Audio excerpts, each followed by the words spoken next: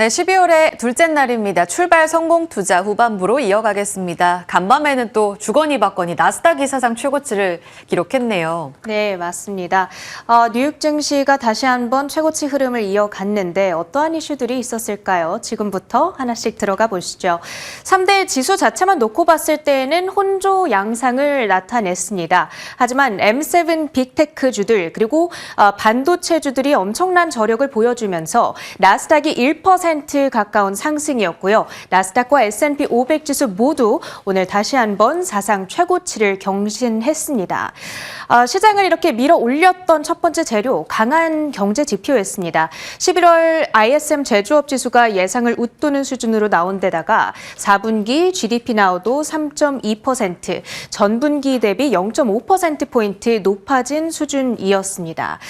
거기다가 더해서 12월에 증시가 통계적으로 봤을 때 상승할 확률이 83.3%나 되고 수익률은 1.3% 정도 기록을 하더라. 이러한 과거의 역사적인 통계 역시도 이 산타 랠리에 대한 기대감을 자극시켜주는 재료로 작용을 했습니다.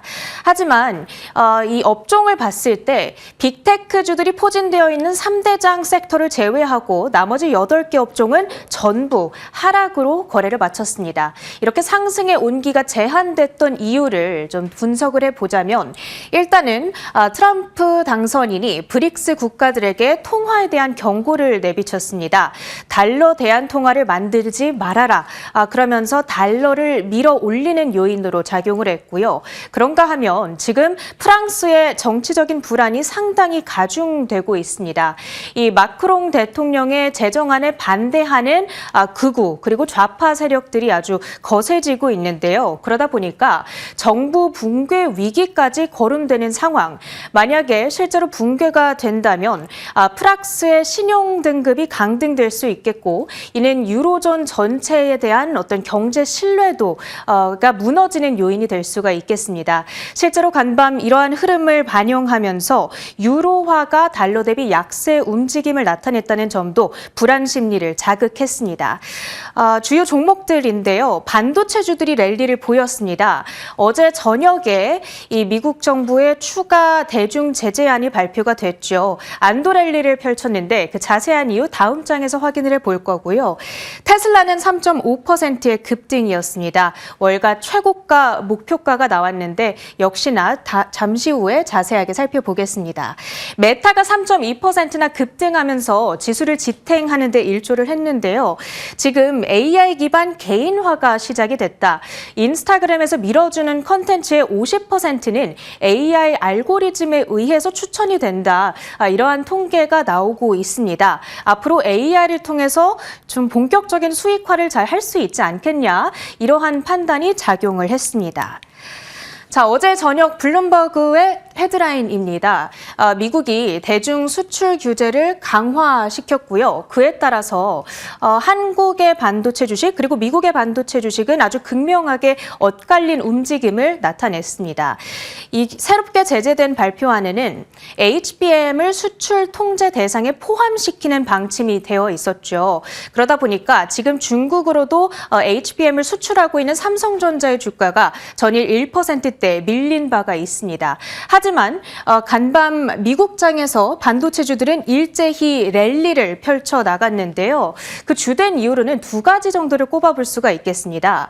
첫 번째로는 생각했던 것보다 제재의 강도, 제재의 수위가 약했다. 그리고 두 번째로는 지금 미국이 제재를 가하고 있는 이 타겟 기업들이 중국의 반도체 제조사들이 아니라 반도체 장비를 만드는 기업들의 포커싱이 되어 있다라는 겁니다.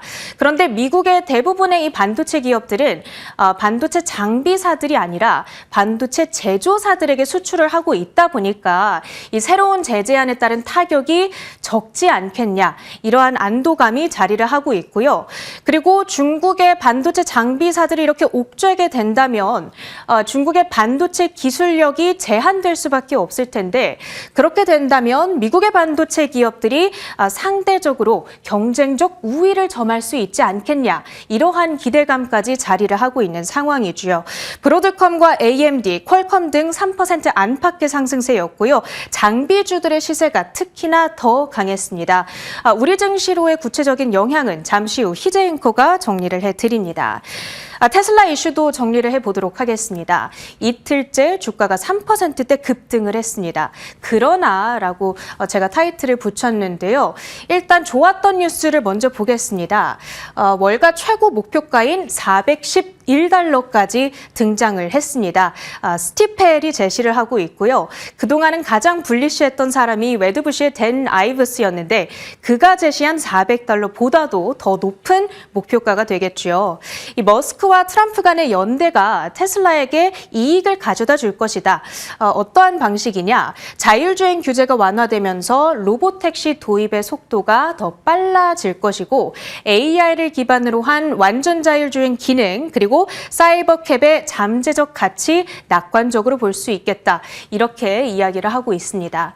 자, 하지만 지금 애프터마켓에서 테슬라의 주가는 1% 정도의 내림세를 그려가고 있는데요. 장 마감 후에 들려온 속보의 영향입니다. 머스크 CEO의 560억 달러 보상 패키지 복원의 시도가 실패로 돌아갔다. 이런 소식인데요. 잘 아시다시피 2018년 테슬라 CEO에 대한 거의 70조 원 규모죠. 이 이사회와 주주가 보상 패키지를 승인했던 바가 있었는데 델라웨어 법원에서 주가 상승으로 인해서 이 규모가 너무 크게 불어났다. 이 정도 보상을 받는 건 너무 과도하다라면서 이 지급을 무효화시켰던 바가 있습니다. 올해 6월이었죠. 이사회와 주주가 재차 승인을 했으나 결국에는 다시 실패로 돌아갔다라는 이슈입니다. 자, 그런데 이 이슈가 테슬라 주가에는 단기 악재로 작용할 수 있는 가능성이 있습니다. 왜냐하면 앞서 머스크 CEO는 만약에 내가 적절한 보상을 받지 못한다면 테슬라에 대한 개입을 줄이고 또 어쩌면 최악의 경우 퇴사까지 할 수도 있겠다. 이런 발언을 앞서 했던 바가 있기 때문인데요. 일단 주가는 1% 밀리는 상황, 앞으로의 움직임 주시를 해보셔야겠습니다. 그 밖에 미국장에서 움직였던 테마주들 조금 더 살펴보도록 하겠습니다. 오르고 있는 쪽은 가상자산이 되겠죠. 비트코인 자체는 지금 요 며칠 박스권 장세를 보이고 있지만 알트코인인 리플의 가격이 연일 급등세입니다. 시총 3위까지 올라와 있는 상황. 거기다가 톰 리가 비트코인 가격이 내년에는 25만 달러까지 갈 수 있겠다라면서 이 낙관 심리에 조금 더 불을 붙이고 있는 양상이고요. 오늘 조금 주의하셔야 될 테마들을 정리를 해봤습니다. 그동안 트럼프 플러스 머스크 수혜주로서 정말 많이 올랐던 양자, 우주, 드론 테마주 내에서 일부 되돌림 현상이 나타났습니다. 어제 우리 증시에서 이쪽이 좀 강했기 때문에 오늘 움직임 주시를 해보셔야겠네요. 지금부터는 서울전략 구체적으로 가보시죠. 자, 우리 시장은 12월 첫날부터 분위기는 사실 좋지 못했습니다. 첫 스타트는 약했지만 그래도 올 한 해 마무리를 잘 해야 할 텐데라는 우려감과 걱정, 그리고 이제 반등의 기회들을 찾아가는 움직임이 좀 바빠지고 있습니다. 그런 가운데 참 야속하게도 미국 시장은 또 한 번의 사상 최고치를 경신하고 있는 상황이죠. 일단 어제 12월 첫날 분위기부터 점검해 보겠습니다.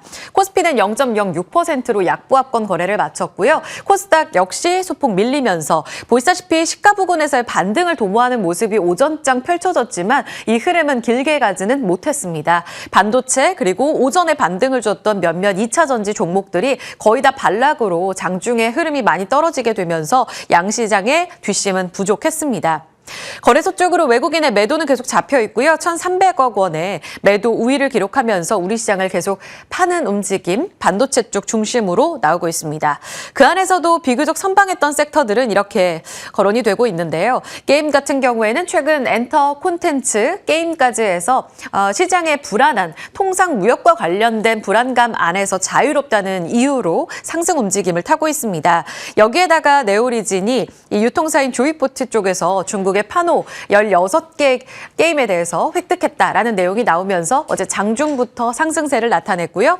시간의 거래까지 상승 움직임을 이어갔습니다. NC소프트 대장주가 바닥권에서 올라오는 힘이 강합니다.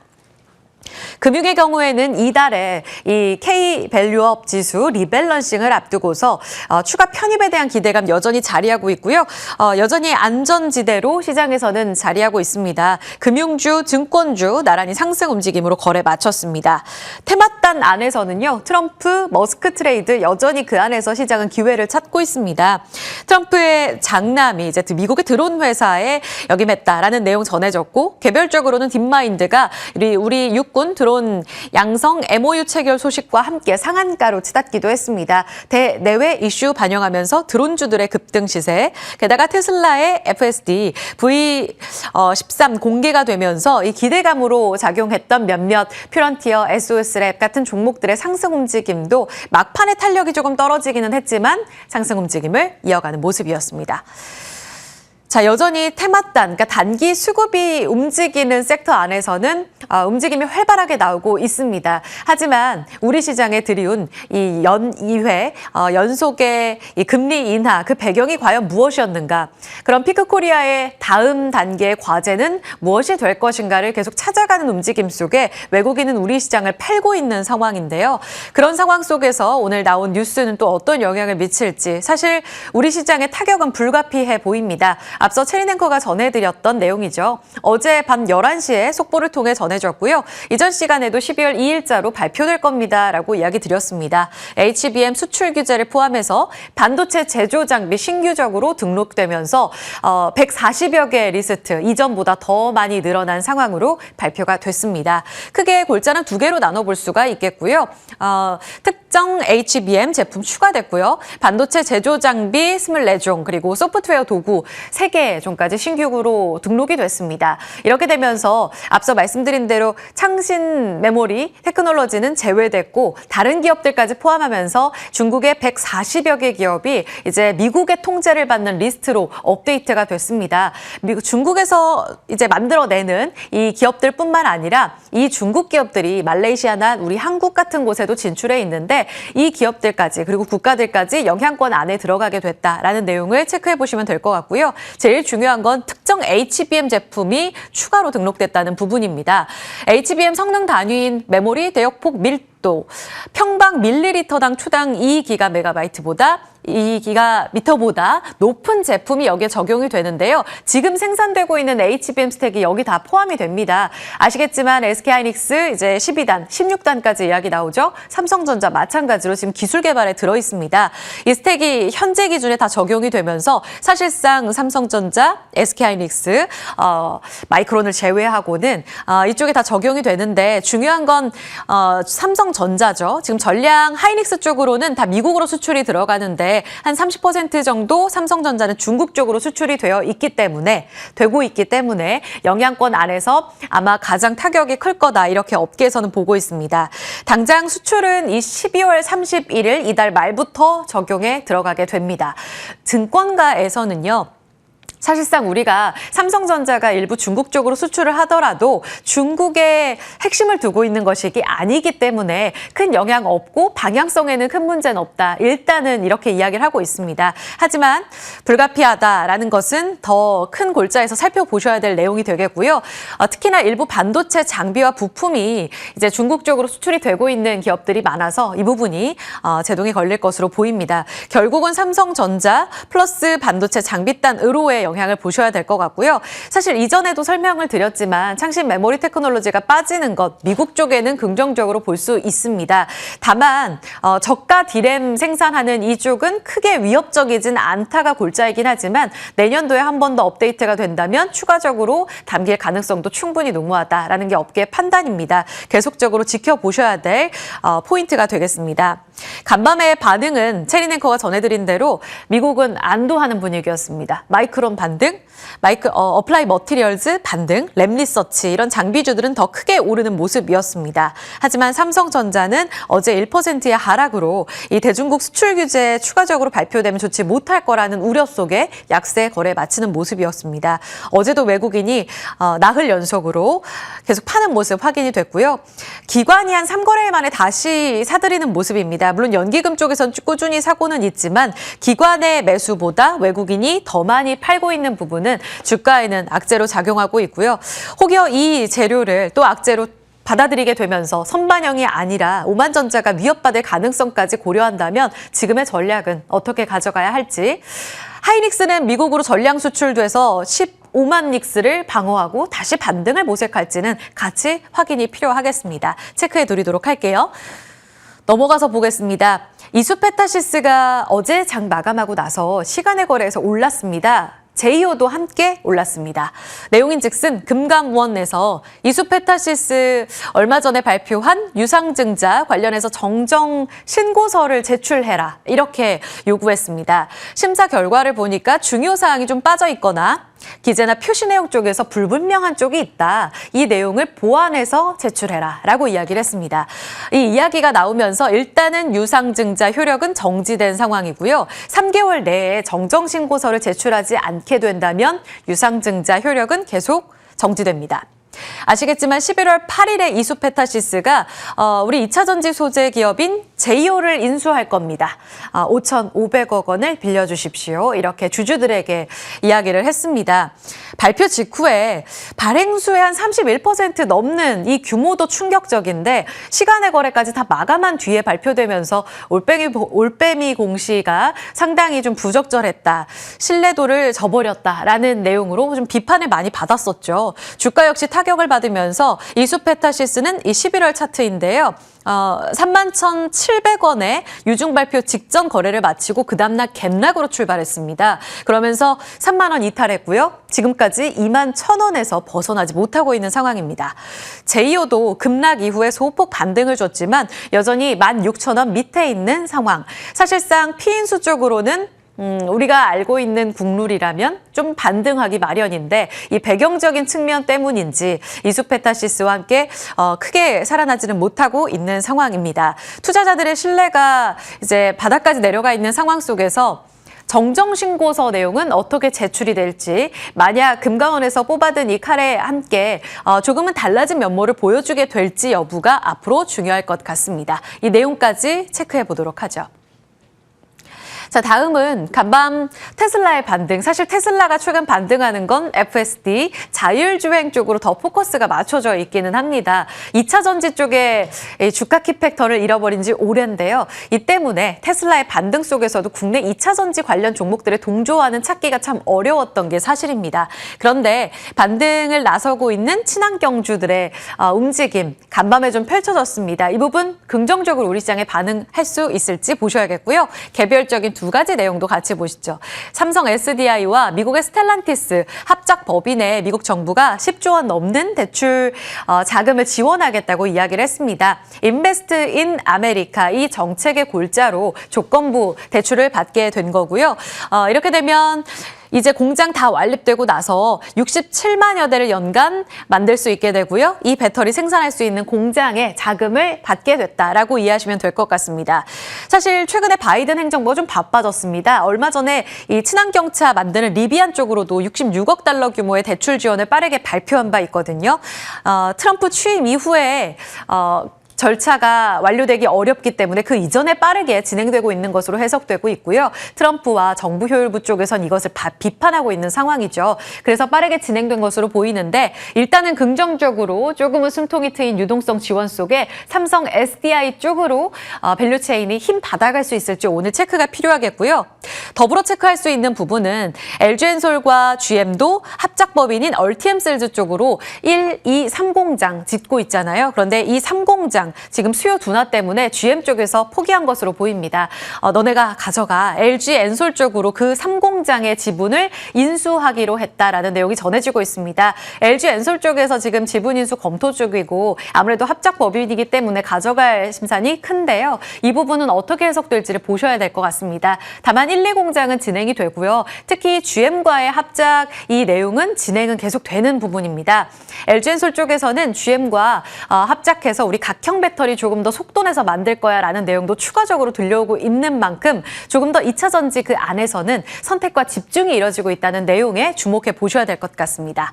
자, 이 부분은 투자뉴스 7에서 가져온 내용입니다. 밸류체인 같이 참고해 보시면 좋을 것 같아서 좀 협조를 받았고요.